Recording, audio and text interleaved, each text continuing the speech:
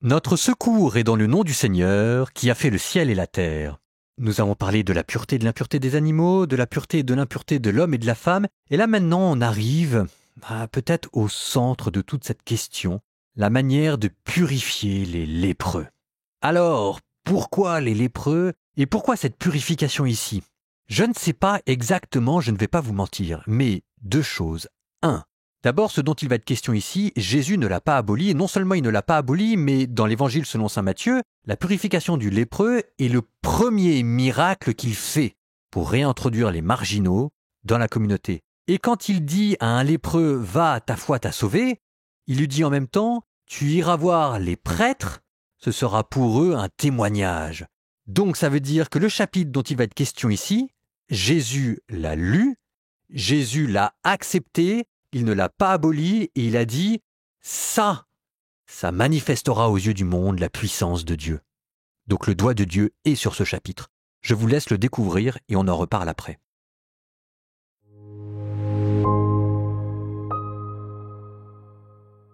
Le Seigneur parla à Moïse et dit « Voici la loi relative aux lépreux au moment de sa purification. On le conduira au prêtre et le prêtre sortira du camp. Si le prêtre, l'ayant examiné, constate que sa tache de lèpre est guérie, il ordonnera de prendre, pour l'homme à purifier, 2 oiseaux vivants qui soient purs, du bois de cèdre, du cramoisi éclatant et de l'hysope. Puis il ordonnera d'immoler un des oiseaux sur un pot d'argile au-dessus d'une eau vive.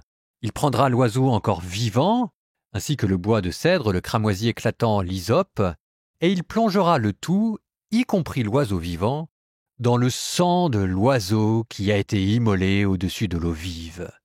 Il fera alors 7 fois l'aspersion sur l'homme à purifier de la lèpre, et quand il l'aura ainsi purifié, il relâchera l'oiseau vivant dans la campagne. Celui qui aura été purifié lavera ses vêtements, se rasera tous les poils, et se baignera dans l'eau, alors il sera pur. Après cela, il rentrera au camp, mais il restera 7 jours en dehors de la tente. Le 7e jour, il se rasera tous les poils, cheveux, barbe, sourcils, il se rasera entièrement. Après avoir lavé ses vêtements et s'être baigné dans l'eau, il sera pur. Le 8e jour, il prendra 2 agneaux sans défaut, une agnelle de l'année sans défaut, 3 dixièmes de mesure de fleurs de farine pétrie à l'huile en offrande et une mesure d'huile. Le prêtre qui accomplit la purification placera l'homme à purifier, ainsi que ses offrandes devant le Seigneur à l'entrée de la tente de la rencontre. Puis le prêtre prendra l'un des agneaux, il le présentera en sacrifice de réparation ainsi que la mesure d'huile. Il fera avec eux le geste d'élévation devant le Seigneur, il immolera l'agneau à l'endroit où l'on immole la victime du sacrifice pour la faute et la victime de l'Holocauste dans le lieu saint, car il en va du sacrifice de réparation comme du sacrifice pour la faute. La victime sera pour le prêtre, c'est une chose très sainte. Le prêtre prendra du sang du sacrifice de réparation. Il en mettra sur le lobe de l'oreille droite, le pouce de la main droite et le gros orteil du pied droit de celui que l'on purifie. Puis le prêtre prendra la mesure d'huile et en versera un peu dans le creux de sa main gauche. Il trempera un doigt de sa main droite dans l'huile qui est dans le creux de sa main gauche, et de cette huile, il en fera avec son doigt 7 aspirations devant le Seigneur. Puis il mettra un peu d'huile qui reste dans le creux de sa main sur le lobe de l'oreille droite, le pouce de la main droite et le gros orteil du pied droit de celui que l'on purifie, et cela par-dessus le sang du sacrifice de réparation.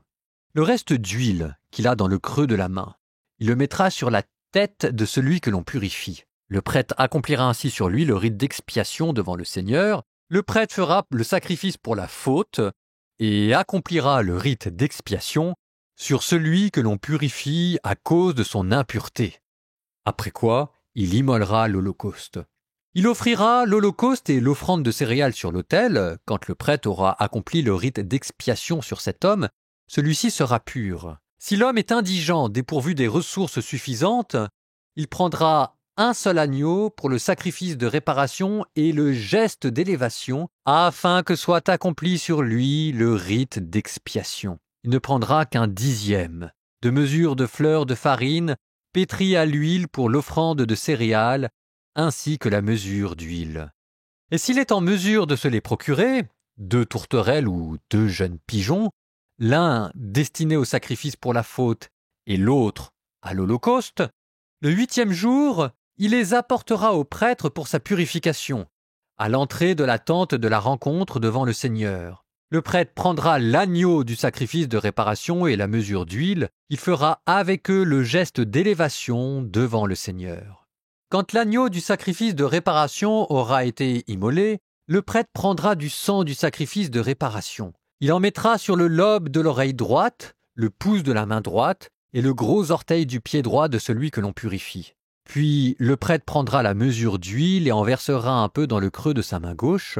Il trempera un doigt de sa main droite dans l'huile qui est dans le creux de sa main gauche, et de cette huile fera avec son doigt 7 fois l'aspersion devant le Seigneur. Puis il mettra un peu de l'huile qui reste dans le creux de sa main sur le lobe de l'oreille droite, le pouce de la main droite et le gros orteil du pied droit de celui que l'on purifie, et cela par-dessus le sang du sacrifice de réparation. Le reste qu'il a dans le creux de la main, il le mettra sur la tête de celui que l'on purifie. Le prêtre accomplira ainsi sur lui le rite d'expiation devant le Seigneur. De l'une des tourterelles, ou de l'un des jeunes pigeons, selon ce qu'il aura pu se procurer, il fera un sacrifice pour la faute, et de l'autre, un holocauste accompagné de l'offrande de céréales. Le prêtre accomplira ainsi sur celui que l'on purifie le rite d'expiation devant le Seigneur. Telle est la loi concernant celui qui a une tache de lèpre et qui ne peut se procurer le nécessaire pour sa purification.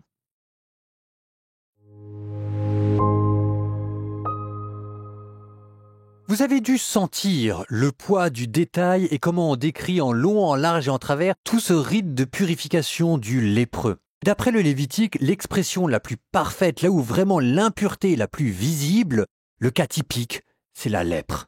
Et ça, vous le retrouverez dans le Nouveau Testament. On n'arrêtera pas de parler de lépreux. Et c'est vrai que les lépreux frappent l'imagination, ça vous défigure le visage.